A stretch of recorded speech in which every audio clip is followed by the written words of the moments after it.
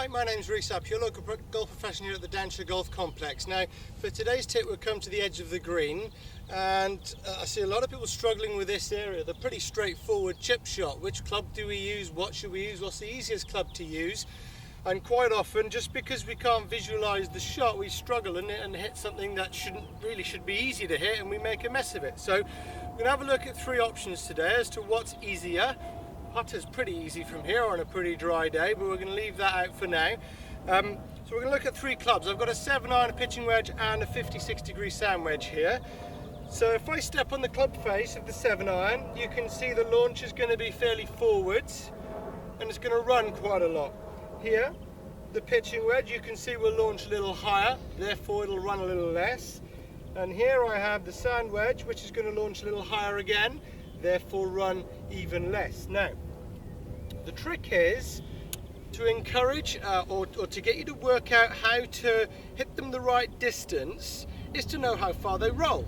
Okay, a lot of guys have good touch and feel around the green because they've worked out where to bounce the ball with each of their clubs, or they chip with one club and they understand the flight roll ratio with that golf club. So let's have a quick look at what I mean. Now, my 7-iron will run about 3/4 of the way, depending on the green. It may be a really fast green and running downhill or whatever, therefore I'd have to adjust things, but for today's sake we've got a fairly flat, slightly uphill chip, just to show you an example. So I'm going to go 7-iron runs about 3/4. So all I'm going to do is keep my feet pretty close together, come down the handle a little bit for a bit more control, and I'm going to try and bounce the ball sort of opposite around this first cone and see if we can get the ball to finish near the flag.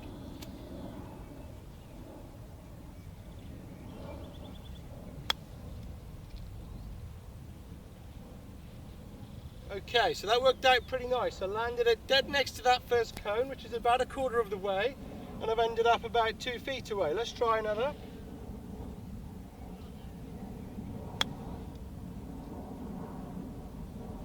Landed that a little further, got a bit of a backstop off my other ball, but it was just going to be beyond the flag.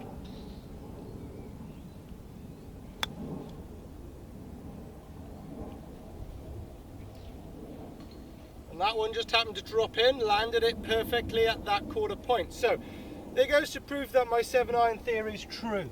Now, let's go to the wedge.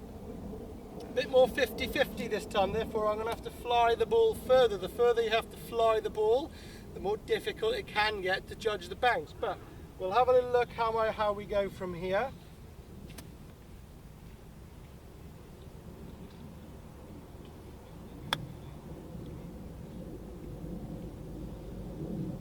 Okay, just beyond. Pretty good landing area.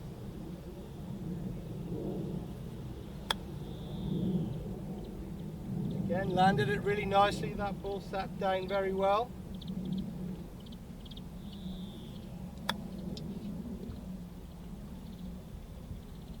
Okay, direction was a bit off that time, but again, I've got the right distance. So all of those are pretty much holeable now. Here we go, probably the silliest one to use from here, but it's the 56 degree sand wedge. So this is just for demonstration purposes to show you how the flight changes. So I'm going to land this more up at the 2/3 to 3/4 to the hole point mark, and we'll see how the ball reacts.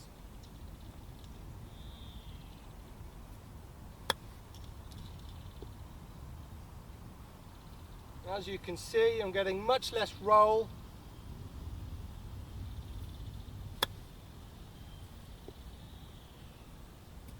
And getting all the balls the correct distance. Now,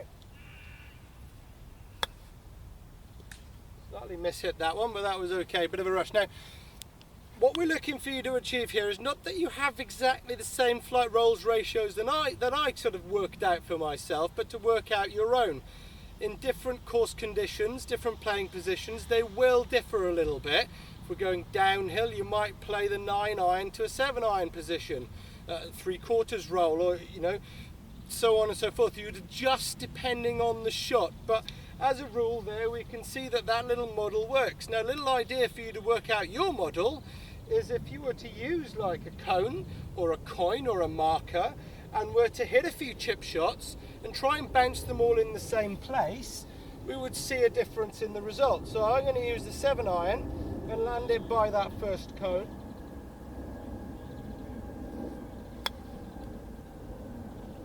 And as we already know, that goes about the right distance. Now I'll use the wedge, pitching wedge, and we'll land it by the first cone this time.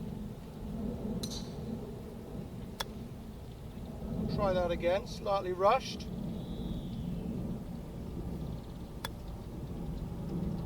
Okay, now as you can see, those two balls are finished, bounced about on that mark and then rolled out about another half the same distance. Therefore my flight roll ratio is true even on that shorter one. And let's try the sand wedge.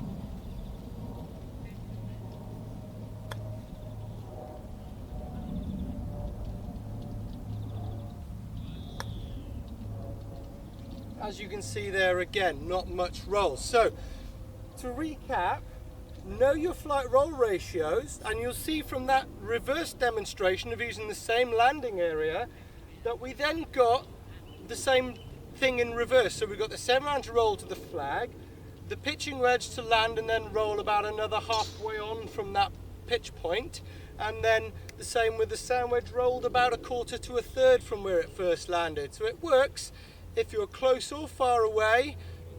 Hope that helps you. We'll see you again soon.